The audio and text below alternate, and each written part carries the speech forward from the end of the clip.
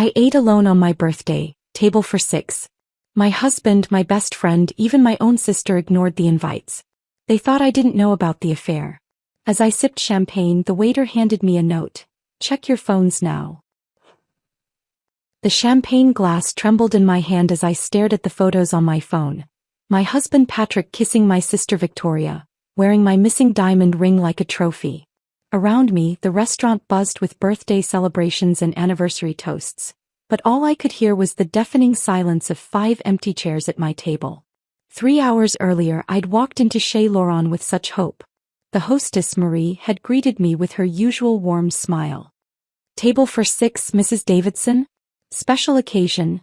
She'd asked, adjusting the fresh white lilies in the center of our reserved table. I'd practically glowed telling her it was my 47th birthday, that my family would be joining me for our traditional celebration. Patrick's bringing the cake, I'd told her, unable to hide my excitement. The red velvet one from Sweetheart Bakery, the same place we got our wedding cake 15 years ago. I'd mentioned that cake to him 3 times this week, dropping hints like breadcrumbs. Each time he'd nodded absently while scrolling through his phone, but I'd assumed he was listening. I always assumed he was listening. The first 20 minutes passed in nervous energy. I'd arranged the chairs just so, making sure Victoria's was positioned where she could see the entire restaurant. She loved people watching. Elizabeth's chair faced the window because she enjoyed the street view. Even Ethan and Haley's spots were chosen carefully, close enough to hear Patrick's stories but far enough from the kitchen to avoid the bustle that made Haley anxious. Marie had brought bread baskets and filled water glasses, her movements becoming more hesitant with each pass. By the 3rd refill she'd started avoiding my eyes. I understood. The pity was written across her face in careful, professional lines. My phone buzzed constantly those first 30 minutes. I kept expecting Patrick's name to flash across the screen with apologies about traffic or a work emergency that would make him 15 minutes late. Instead, it was spam calls and promotional text. The silence from my family felt deliberate, calculated. At 7:15 I ordered a glass of wine. By 7:30 I'd drained it and asked for the dinner menu. The waiter, Leo according to his name tag, had kind eyes behind wire-rimmed glasses. He'd been serving us for 3 years, knew our usual orders, remembered that Patrick always asked for extra butter with his bread. Should we wait a bit longer? Leo asked gently, pretending to adjust the unused silverware while stealing glances at the empty chairs. They're just running late, I replied, my voice steadier than my hands. But even as I said it, the words felt hollow.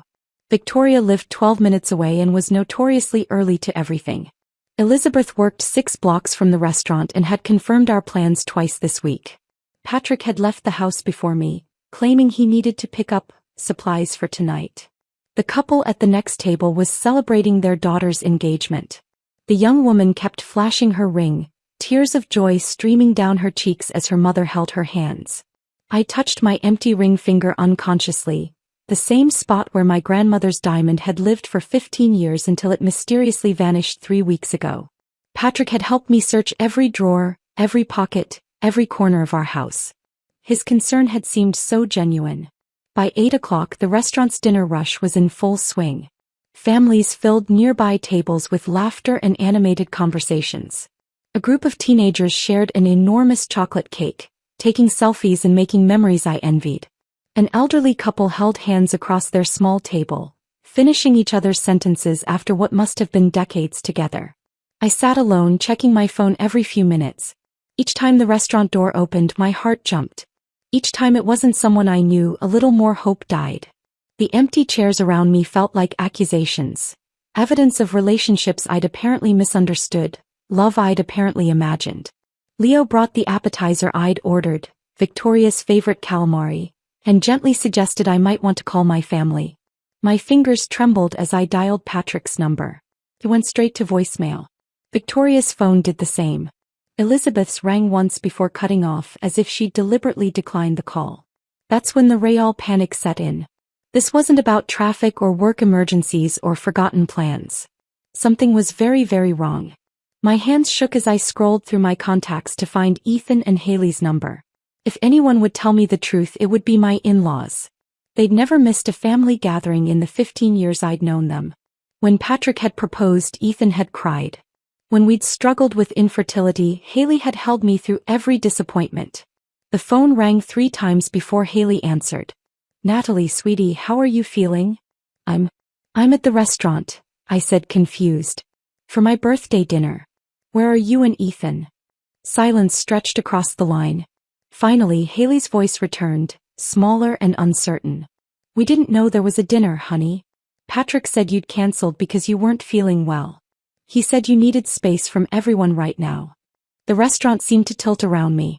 Conversations at nearby tables became background noise like television static.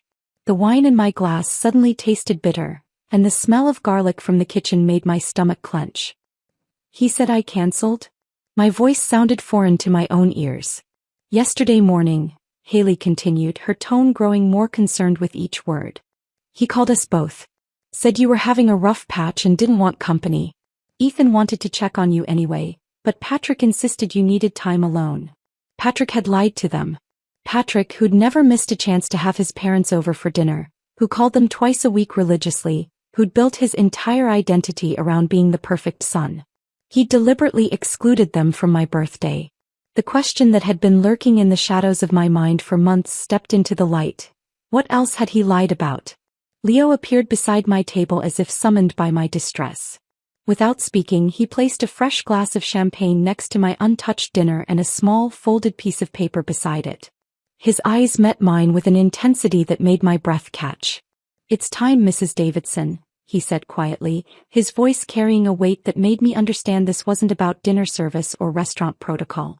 My fingers fumbled with the paper, unfolding it slowly as if it might contain an explosive. The handwriting was careful, deliberate. "Check your phones now." I looked up at Leo, but he'd already stepped away, giving me privacy for whatever was about to unfold. Around me, the restaurant continued its evening rhythm. Clinking glasses, murmured conversations, the soft jazz playing overhead. But I felt isolated in this moment, suspended between my old life and whatever truth was waiting on my phone.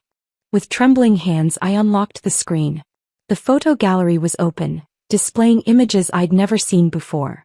My heart stopped, then began beating so hard I could feel it in my throat.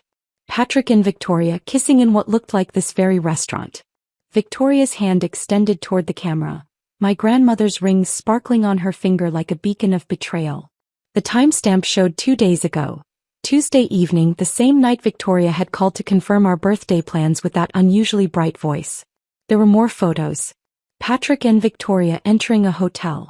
Patrick and Victoria at a jewelry store.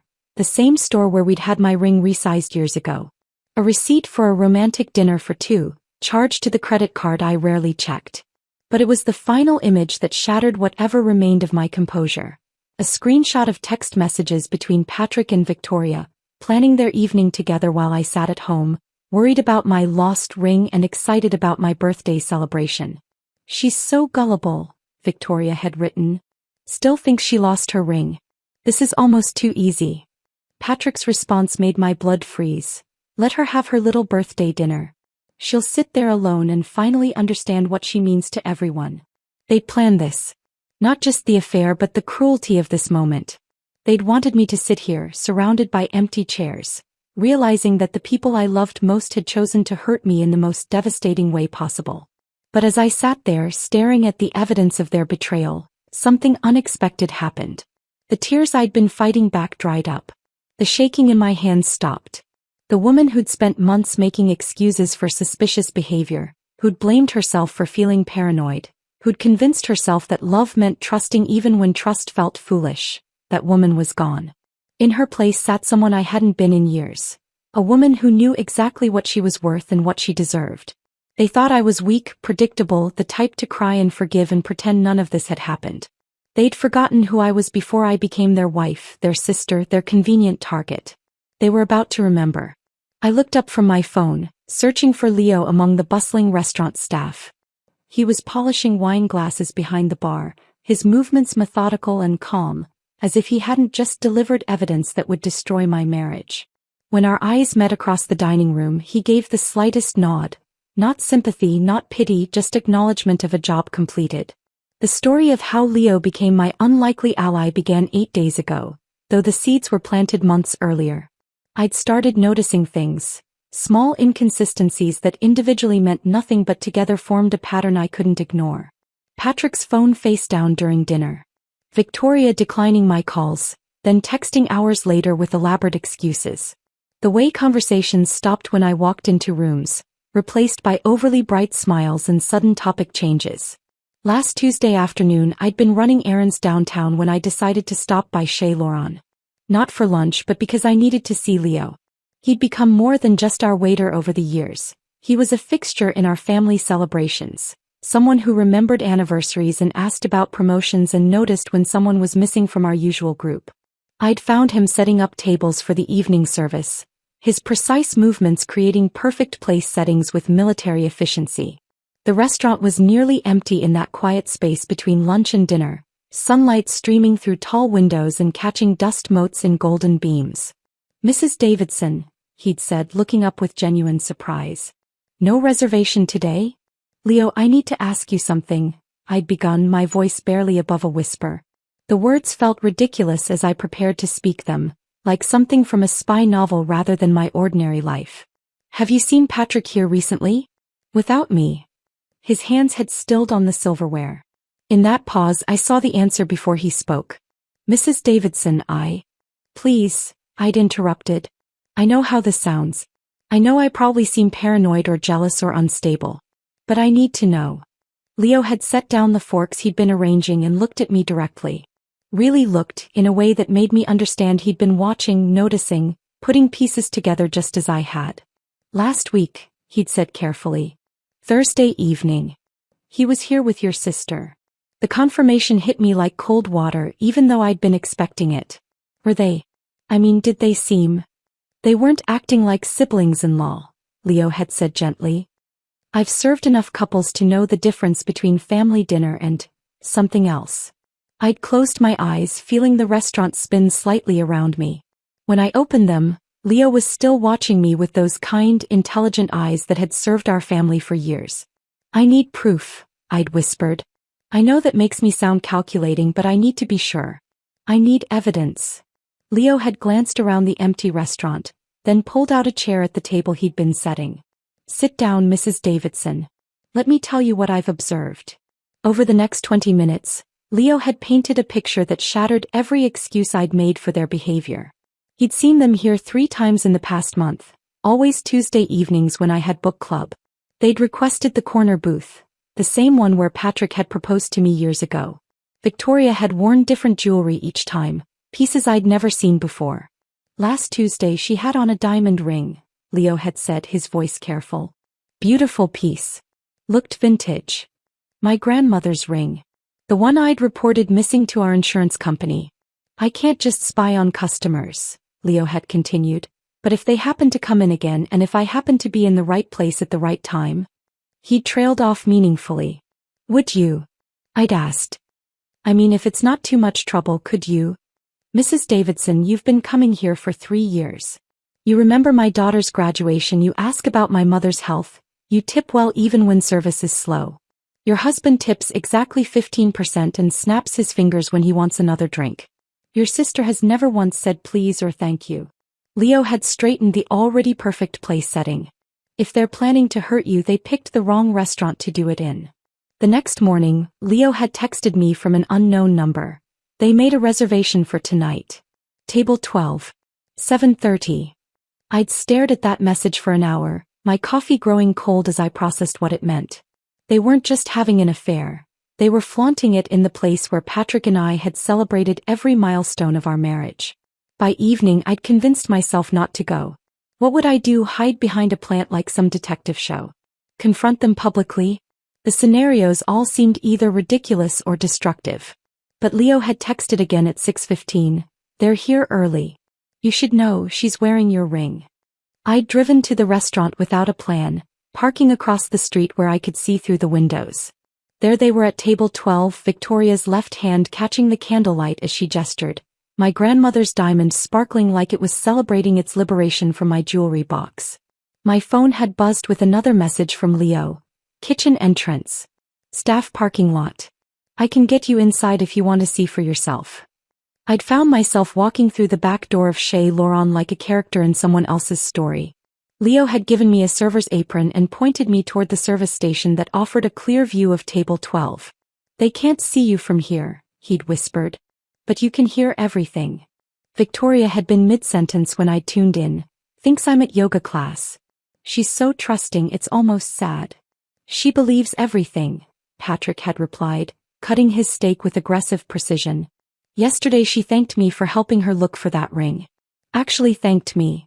They'd laughed together, the sound sharp and cruel in the intimate restaurant atmosphere. Other diners had glanced their way, perhaps wondering what was so amusing. "Sometimes I think she knows," Victoria had said, twirling the ring around her finger. "Like she's testing us, waiting to see how far we'll go." "Natalie doesn't have the spine for confrontation," Patrick had responded. "She'll make excuses for us until we're ready to stop playing games." Leo had appeared beside me with a small device I hadn't noticed before, the restaurant security system tablet. "Audio and video," he'd whispered. "I have access for safety reasons. This qualifies as safety, doesn't it?" I'd nodded, unable to speak as I watched my husband feed my sister bites of dessert with the same fork he'd used to feed me cake on our wedding day. The recordings had captured everything. Their plans to use my credit card for a weekend trip, their discussion of which friends they'd tell first when they came clean, their casual cruelty about my supposed naivety. Leo had transferred all of it to a secure folder on my phone, along with photos taken from multiple angles and timestamps that proved this wasn't their first romantic dinner. "The hotel reservation is under your name," Leo had said as we'd watched them prepare to leave. I heard them discussing it. "Same card you have on file here." The betrayal had layers I was still discovering. Not only were they having an affair, but they were financing it with my money and laughing about my stupidity while wearing my jewelry. As Patrick and Victoria had left the restaurant that night, Leo had handed me a small envelope. Inside was a receipt for their dinner, charged to the card I'd given them years ago for family emergencies, and a note in his careful handwriting: "You deserve better than people who celebrate hurting you." Now, sitting at my birthday table with the evidence burning in my phone, I understood why Leo had looked so determined when he'd placed that champagne glass beside my plate. He hadn't just gathered proof of their affair, he'd documented their plan to humiliate me tonight, their expectation that I'd sit here alone while they celebrated elsewhere. I caught Leo's attention and mouthed "thank you" across the dining room. He'd given me more than evidence. He'd given me the gift of knowing exactly who these people were when they thought no one was watching.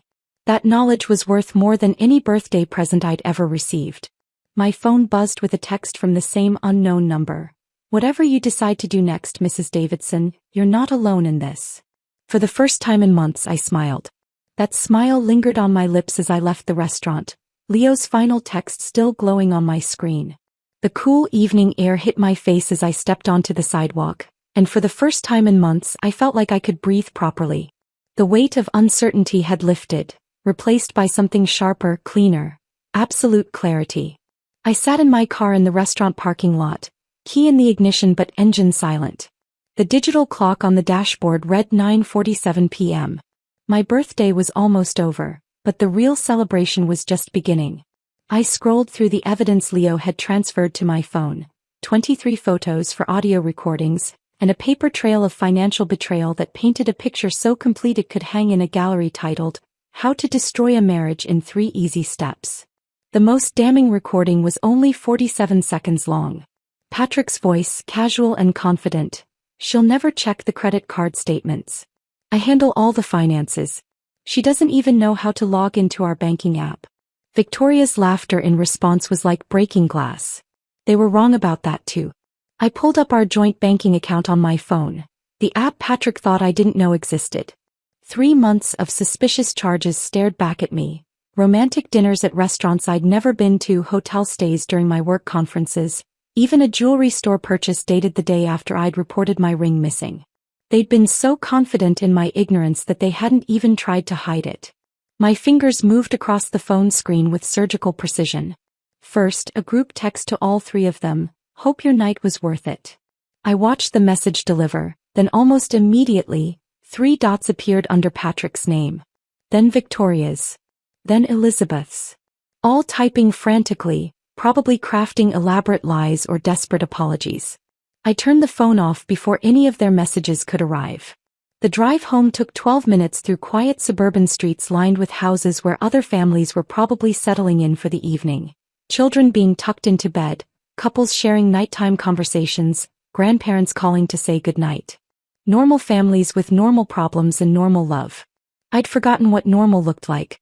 Our house sat dark except for the porch light Patrick had installed last year for my safety. Even his thoughtful gestures felt tainted now. Had he been genuinely concerned about my well-being, or was it guilt manifesting as overprotection? Inside, I bypassed my cell phone charging station and went straight to the landline in the kitchen. The old-fashioned phone Patrick always complained about but I'd insisted on keeping. What if there's an emergency and the cell towers are down?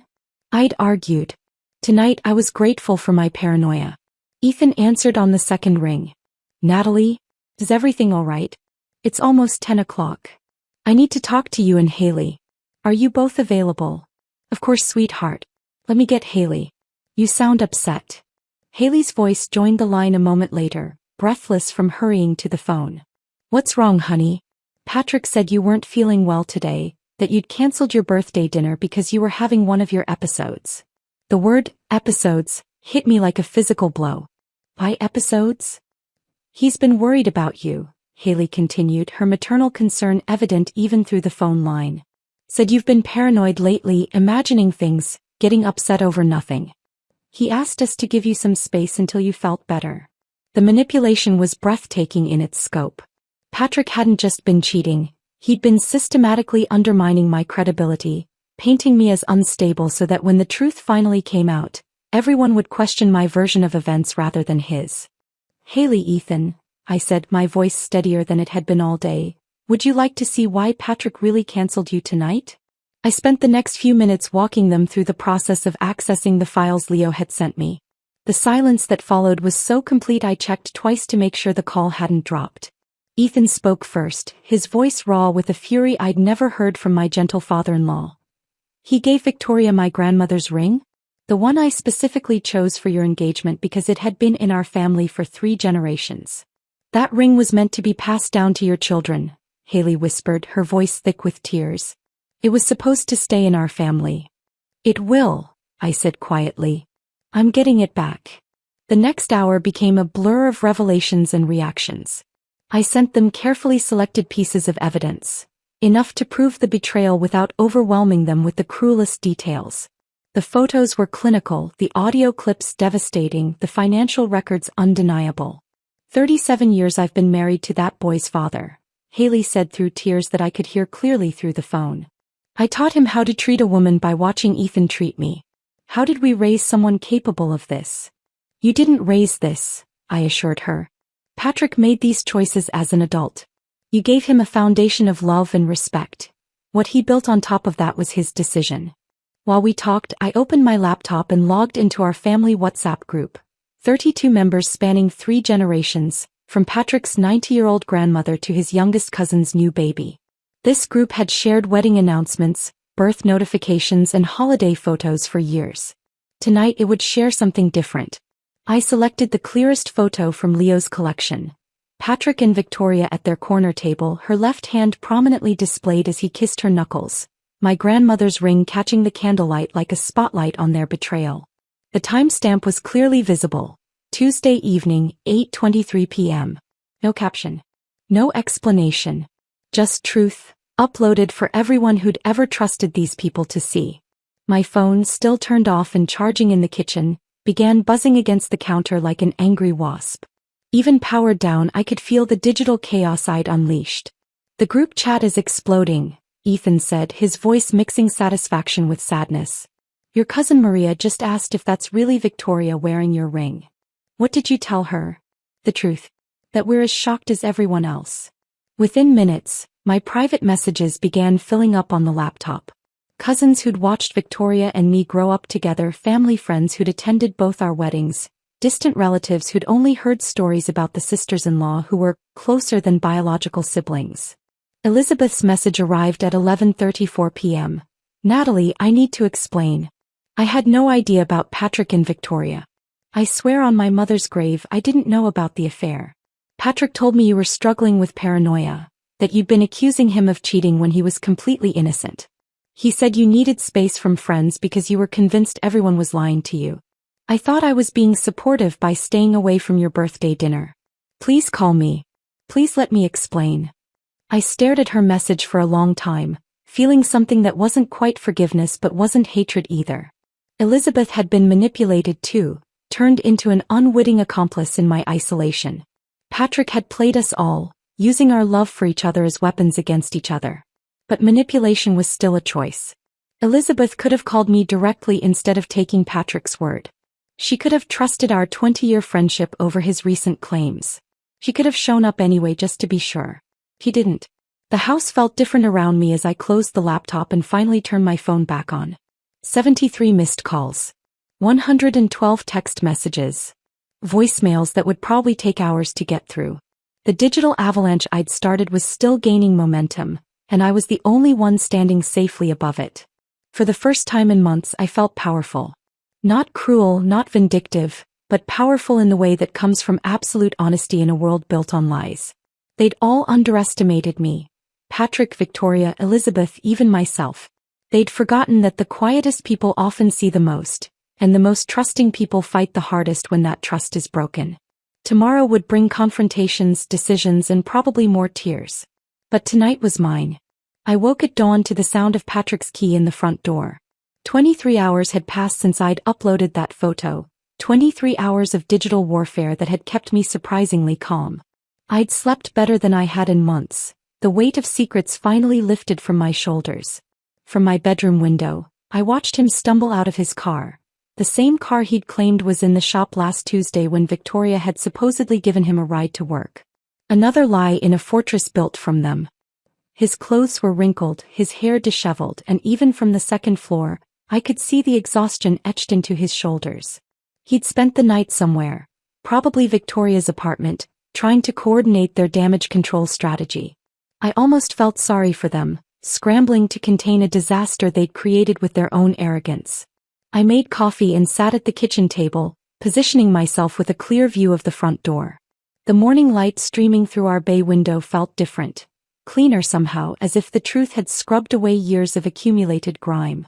Patrick's whistling started before he even reached the kitchen, a tuneless melody that grated against my nerves.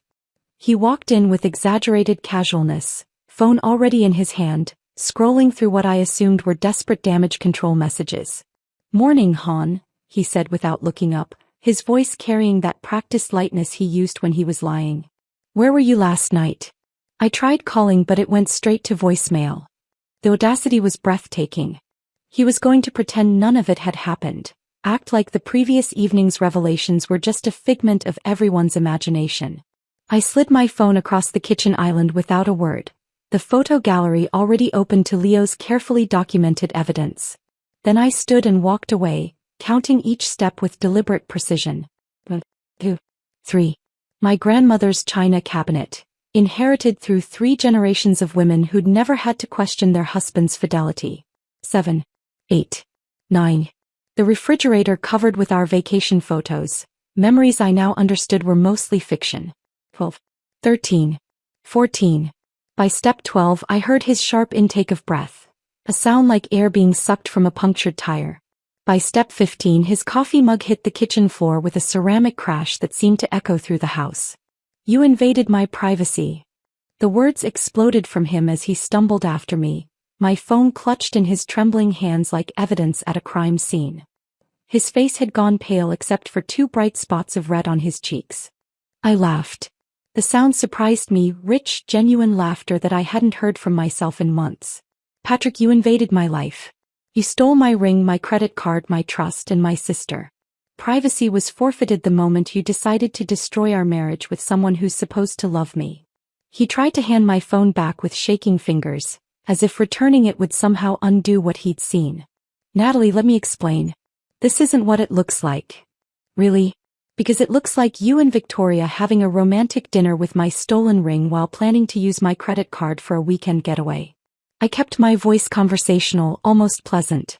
"What exactly am I misunderstanding?" His mouth opened and closed soundlessly. Patrick had always been quick with explanations, able to rationalize away suspicious behavior with elaborate stories that made me question my own perceptions. Now, faced with photographic evidence, his silver tongue had turned to lead. The locksmith would arrive in 90 minutes. I'd called them at sunrise, explaining I needed to change the locks due to a security concern. They hadn't asked questions. "Pack your things," I said, gesturing toward the stairs. "Take only what belongs to you. You don't live here anymore." The transformation was immediate and predictable. Shock became denial, denial became anger, anger became desperate bargaining. He cycled through his usual tactics like a player running the same playbook. Tears that had worked during our early arguments, promises he'd made and broken before, blame shifting that had once made me doubt my own reality. "This is all Victoria's fault," he said, grabbing my hands with the same fingers that had touched my sister's skin. "She seduced me, Natalie. She's been after me for months. I was weak, but I love you. I've always loved you." I pulled my hands free and stepped back, studying his face like I was seeing it for the first time. The same blue eyes that had promised me forever. The same mouth that had whispered sweet lies. The same expression he'd worn while helping me search for my missing ring. "You're right about one thing, you are weak," I said. "But Victoria didn't force you to lie to your parents about my birthday dinner. She didn't make you steal from our savings or use my credit card for your romantic getaways. She didn't make you call me unstable to justify your betrayal." He flinched at that last part. "How did you know about the episodes you've been telling everyone about? The way you've been systematically destroying my credibility so people would question my sanity instead of your fidelity?" I smiled again, and this time it wasn't pleasant. "You underestimated me, Patrick. You forgot that trusting doesn't mean stupid." A car door slammed outside, followed by hurried footsteps on our front porch. Victoria right on schedule. She'd probably been calling Patrick all morning, planning their strategy, deciding who would say what and how they'd minimize the damage. She walked in without knocking, a privilege she'd earned as my sister-in-law and was about to lose as my betrayer. Her mascara was streaked, her hair uncombed, and my grandmother's ring still sparkled on her finger like a beacon of her selfishness.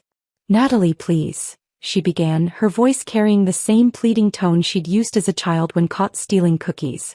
"I didn't mean for it to go this far. It just happened." I looked at her, really looked, seeing clearly for perhaps the first time in years.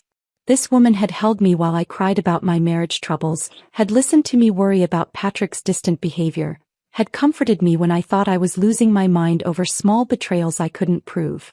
"You wore the ring I searched the whole house for," I said, my voice steady despite the fury building in my chest. "You let me sob on your shoulder thinking I'd lost it. You comforted me while wearing the evidence of your betrayal." "It was just," she started. "Just what?" I interrupted. "Fun? Convenient? Did you laugh about it with him? About how stupid I was? About how easy it was to fool me?" Her silence was answer enough. Another car pulled into the driveway, Ethan's distinctive engine rumble. They'd driven through the night just as I'd expected. The confrontation was about to become a family affair. Ethan walked through the door first, his usually gentle face hard with an anger I'd never seen before. Behind him, Haley looked like she'd aged 10 years overnight, her eyes red and swollen from crying. Without a word, Ethan walked directly to Patrick and slapped him across the face. Not a theatrical movie slap, but the real thing, sharp, shocking, and absolutely final. The sound cracked through the kitchen like a gunshot. Patrick staggered backward, one hand pressed to his reddening cheek, his mouth opening in shock. In 15 years of marriage, I'd never seen anyone lay a hand on him. "That's for the ring," Ethan said quietly. "My grandmother's ring, which was supposed to stay in our family." Haley refused to even look at Victoria, keeping her eyes fixed on Patrick with the expression of someone staring at roadkill. "You disgust me," she said, her voice flat and final. 30 years I've known you, Victoria. 30 years of birthdays and holidays and family dinners. 30 years of thinking you were someone worth loving." Victoria started to speak, but Haley held up one hand, stopping her cold. "Don't. Just don't. There's nothing you can say that would make this anything other than what it is. A betrayal so complete it's changed how I see the last 3 decades of my life." The kitchen fell silent except for the tick of the wall clock and Patrick's ragged breathing. Outside, a neighbor's dog barked, and somewhere down the street, someone started a lawnmower. Normal Saturday morning sounds from a world that hadn't been turned upside down by lies and betrayal. This wasn't just my war anymore. It had become theirs too, a family fractured by selfishness and lies that would take years to heal, if healing was even possible. My phone buzzed with a text from Elizabeth. "Please call me. I can explain everything." I deleted it without reading it twice. Some explanations came too late, and some betrayals ran too deep for words to bridge. Elizabeth had made her choice when she'd chosen Patrick's version of reality over 20 years of friendship. The easiest cut, I was learning, was sometimes the cleanest one. The locksmith arrived 15 minutes early, a grizzled man named Frank who took one look at the tense faces in my kitchen and asked no questions beyond standard deadbolt or something more secure. I chose more secure. Some doors once closed should stay that way. While Frank worked, Patrick gathered his belongings with the mechanical movements of someone in shock. Victoria had disappeared without a goodbye, probably realizing that her presence only made things worse. Ethan and Haley sat at my kitchen table, drinking coffee and watching their son pack his life into garbage bags like the trash he'd made of our marriage. "The house is in both our names," Patrick said, his voice hollow as he stuffed shirts into a duffel bag. "I have rights." "You forfeited your rights when you started stealing from me," I replied, sorting through the mail that had accumulated over the past week. Bills, catalogs, and a letter from our insurance company about my ring claim. My lawyer will explain the rest. That lawyer was Mia Chin, recommended by Haley's book club after her friend Janet had used her during her own divorce. "She's ruthless," Janet had warned, "but fair. If you're in the right, she'll make sure you stay there." 5 days after the confrontation, I sat across from Mia in her downtown office, watching her review the evidence Leo had gathered. She was exactly as Janet had described, sharp-eyed, no-nonsense, with the kind of confidence that came from winning battles others were afraid to fight. "This is remarkably thorough," Mia said, scrolling through the photos and financial records. "Your waiter friend should consider a career in private investigation." "He was just looking out for me," I said. "Good friends are worth their weight in gold," she replied, making notes on a legal pad. "Especially friends who document everything. The financial theft alone gives us significant leverage." The following Saturday, exactly 1 week after my disastrous birthday dinner, I made the same reservation at Chez Laurent. Table for 6, 7 o'clock. This time I'd filled every seat. Marie, the hostess, smiled when she saw me walk in with Ethan and Haley. "Mrs. Davidson, how lovely to see you again. And you've brought friends." "Family," I corrected, feeling the word settle differently on my tongue. "The real kind." Leo appeared almost immediately, his professional demeanor softening when he saw our group. "Mrs. Davidson, what a pleasure. Your usual table." "Actually, I'd like to request a different one," I said. "Something with a view." He understood immediately, leading us to a table by the window where I could see the street, the people walking by, the world continuing to turn despite the earthquake that had shaken my life apart. The fourth member of our party was Mia Chin, who'd agreed to join us after finalizing the divorce papers. She was smaller than I'd expected, with silver-streaked hair and eyes that missed nothing. "I hope you don't mind mixing business with pleasure," I said as she took her seat. "I find the best business often happens over good food," she replied, accepting the menu Leo offered. "Besides, celebrating victories is part of the process." The fifth chair belonged to someone unexpected, Dr. Sarah Martinez, the therapist Haley had recommended. I'd been seeing her twice a week, untangling 15 years of emotional manipulation and rediscovering who I was underneath Patrick's careful reconstruction of my identity. "It's important to have witnesses to your growth," Dr. Martinez had said when I'd invited her. "And I'd like to meet this Leo who helped you find your strength." Leo himself was our sixth guest, joining us during his break with the manager's blessing. He traded his server's apron for a simple button-down shirt, looking younger without the professional uniform. "I've never been a dinner guest at my own restaurant before," he admitted, settling into the chair beside Dr. Martinez. "You've never helped solve a marriage before either," I replied. "Tonight's about firsts." We toasted with real champagne this time, Dom Perignon, not the house brand I'd nursed alone a week earlier. Ethan raised his glass first. "To truth," he said, his voice steady despite the emotion in his eyes. "To endings," Haley added, her own glass catching the candlelight. "To new beginnings," I finished, feeling the words resonate through my chest. Leo brought out a slice of birthday cake, Chocolate with fresh strawberries instead of the red velvet Patrick had never delivered. On the house, he said with a wink, setting it down with a single candle. Better late than never. As I blew out the candle, I made a wish I'd never thought to make before, for the strength to keep choosing myself every day for the rest of my life. The weeks that followed blurred together in a symphony of small victories and practical decisions. Patrick tried everything: guilt trips that fell on deaf ears, love letters that went straight to the trash, flowers delivered to my office that I donated to the local nursing home. He showed up at my favorite coffee shop, at the grocery store, at places he knew I'd be, always with the same desperate expression and rehearsed apologies. I made a mistake, he'd say, as if betrayal was something that happened accidentally, like spilling coffee or forgetting an anniversary. You made a choice, I'd reply, walking past him like he was a stranger asking for directions to somewhere I'd never been. I blocked his number, closed our joint accounts, and froze the credit cards. Each practical step felt like shedding old skin, revealing something stronger underneath. The woman who'd once apologized for existing was learning to take up space without asking permission. The confrontation with Victoria came 3 weeks later at the Whole Foods on 5th Street. I'd been shopping for dinner ingredients, finally learning to cook for one person instead of always preparing meals for two. She was in the produce section, looking thinner than I remembered, her usual confidence replaced by something that looked like fear. She saw me first, her face cycling through emotions I couldn't read.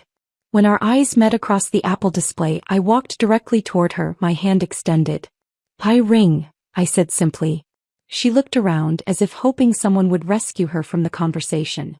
The produce section continued its Saturday afternoon bustle around us. Families picking vegetables, couples debating dinner plans, children begging for candy. Normal people living normal lives. "Natalie, The ring, Victoria."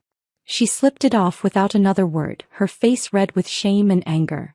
The diamond felt heavier than I remembered, weighed down by the lies it had participated in. I walked straight from the grocery store to Pawn King on Madison Avenue, where a thin man with kind eyes offered me more than I'd expected. "Gilt jewelry always sells for less than love jewelry," he said with a knowing smile, "but this piece has good bones. Someone will treasure it properly." I used the money for legal fees and a weekend getaway to Napa with Ethan and Haley, my real family, the ones who'd never lied to protect a lie. We stayed at a bed and breakfast run by a woman who'd been divorced twice and married 3 times. "The third time's the charm," she told me over breakfast, "but the first time being alone is magic." Victoria moved out of state within the month, according to the family gossip network that had become my unlikely intelligence service. Haley told me she didn't even attend her own goodbye dinner. The few friends she had left were too disgusted to show up. "Let her eat alone," Haley said with grim satisfaction.